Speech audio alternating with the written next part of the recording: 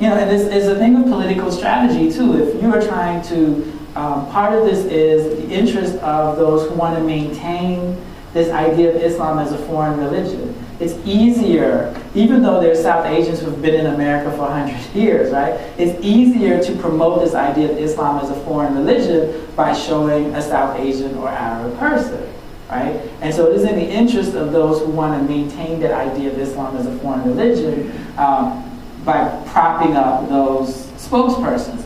And then there's like opportunism, you know, people like, oh, I get to be on TV or I get to be spokesperson, and that's also a factor as well. But I think that is something that we have to think as Muslims and also as a broader community, how to disrupt these narratives, right? And one of the ways to do that is to throw up, you know, Leon from down the street, who's Muslim, like, you know, or Becky from up the street, who's also Muslim.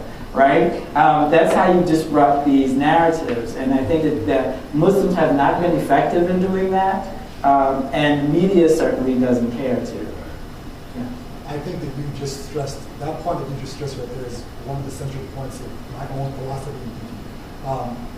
Again, thank you for your scholarship, and the conversation is certainly amazing. I think that you're definitely contributing considerably to the academia and the scholarship of Islam in America. I think in this discussion of this ground zero mosque issue, and that's a misnomer in itself, right? And this other discourse about Islam in America, you do have this issue of Muslims are inherently un-American. They cannot be a part and parcel of society. But I, as an African American, who know no other country, and as a person who's been Muslim my entire life, then where the hell do I go, right? How can I not also be American? I think that you have probably articulated it in a way that no one else has, at least not sufficient to my liking, than you did just there. But I follow that up though, with kind of going along the line that you just said, Muslims haven't sufficiently done it enough. And I think being critical of our own community, and again, airing our bad laundry in front of a more general audience, the reason why I think we haven't done that, and maybe you can articulate that as well, is because of something I think Muhammad started to talk about, but maybe didn't really get to, this disconnection between the indigenous Muslim population and the immigrant Muslim community.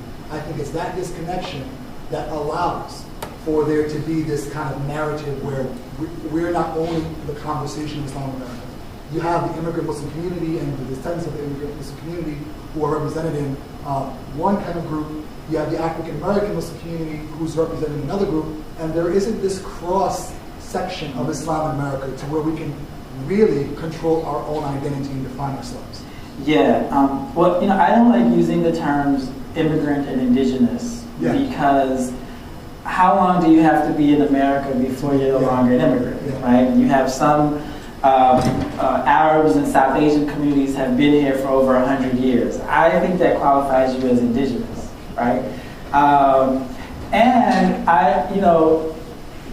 so I also, the flip side of that is treating African American Muslims like they're immigrants to Islam, right? When you have African Americans who have been Muslim for 3 and 4 generations, they're no longer new Muslims, right? A friend of mine is setting up a site that he wants to like focus on this issue, and it's called like New Muslim America. I was like, I don't like that title. Like, there, you know, some people had great grandparents who were Muslim in the African American community. So first we have to say to the quote unquote immigrant Muslims, y'all really have been here long enough to not be immigrants. And they have to say to African American Muslims, y'all have been Muslim long enough to not be new, right? So that's the thing. Because when people say indigenous Muslims, they really mean African American Muslims. They just don't want to say African American, they want to say black, whatever. So I don't like those categories. But to get to your larger point, the other reason why I don't like those categories is because they don't really capture what's happening. There's a generational divide. I think amongst younger Muslims, there's much more interaction, right? And there's a class divide, right? You had like the first wave of, you know, in 1965, the immigration quotas were lifted, right? And that's when you had widespread immigration from South Asian countries and Arab countries.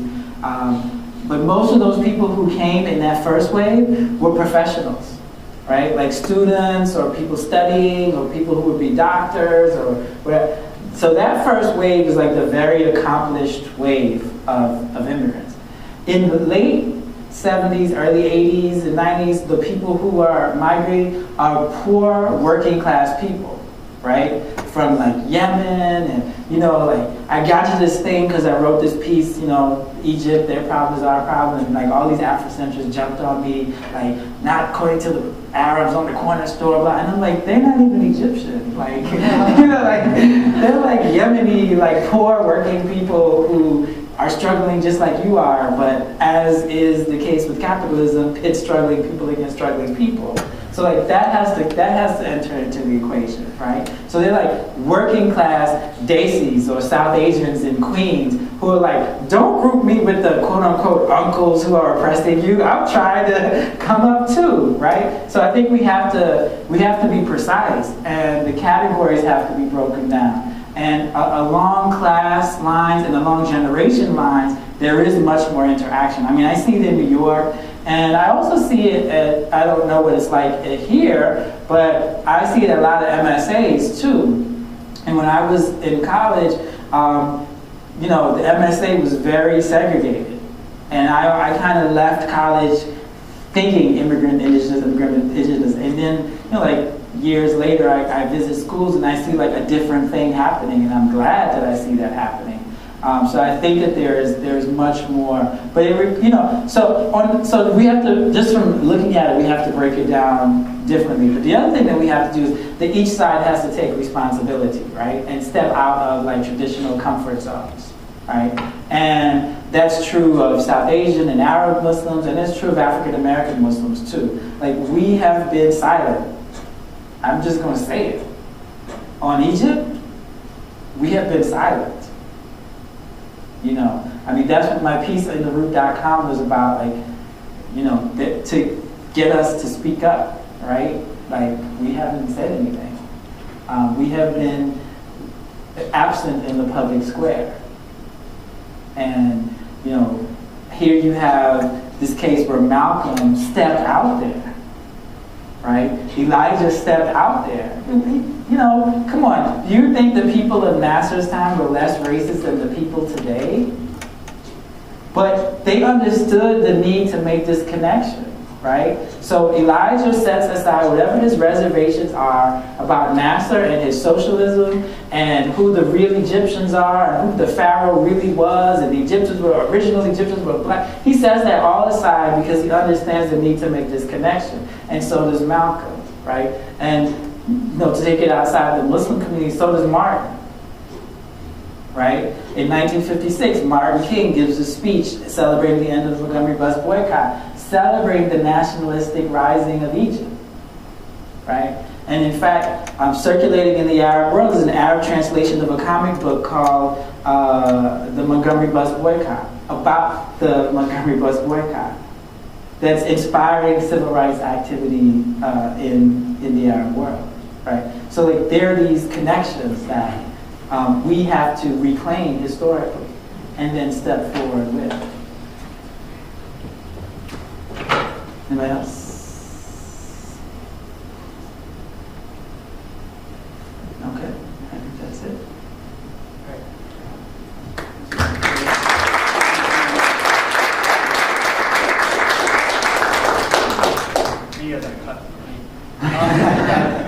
Before we really end, I just want to, first of all, obviously thank Zaheer Ali for coming. It's an amazing presentation, exactly what I expected and more.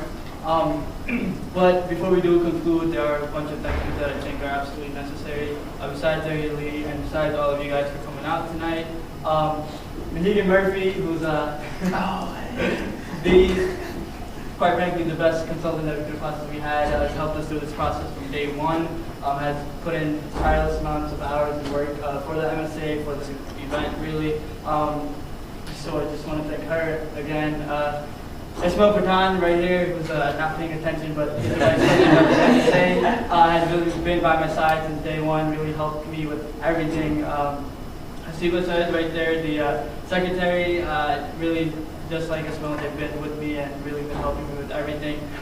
Wade Johan right there, that amazing flyer that you guys have seen and that has been around campus, there it is. That's his work right there. So just want to thank him for that.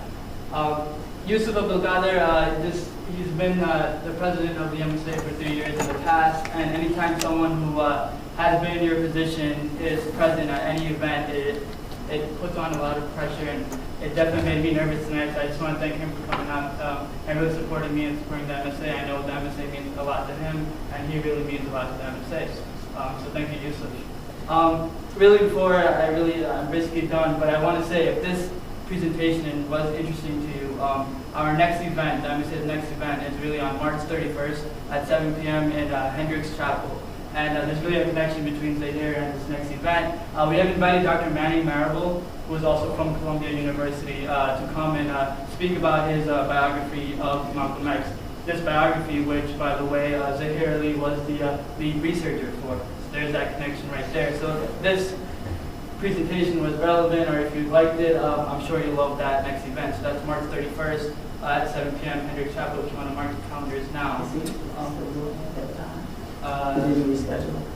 No. Because I know the book was pushed back. Was it? Yeah. We thought it was coming out March 8th. Yeah, it's been pushed back to April 4th. You might want to. Yeah, no, because what happened is the book publisher has been really controlling and embargoing what Dr. Marable can say about the book until it's published. And I think there's going to be like a big media blitz, and they want to control its rollout. So you might want to. I know he had to schedule some stuff, reschedule. So you. I think we have to work. Yeah. But hopefully it'll be in Syracuse at some point. If not in March, in April, or eventually maybe even next year if that's not possible. But with that said, I really want to thank you all for coming out. I hope you enjoyed it. I hope everyone had learned something that they can take away from this event. And really thank you all for coming out again. Have a good night.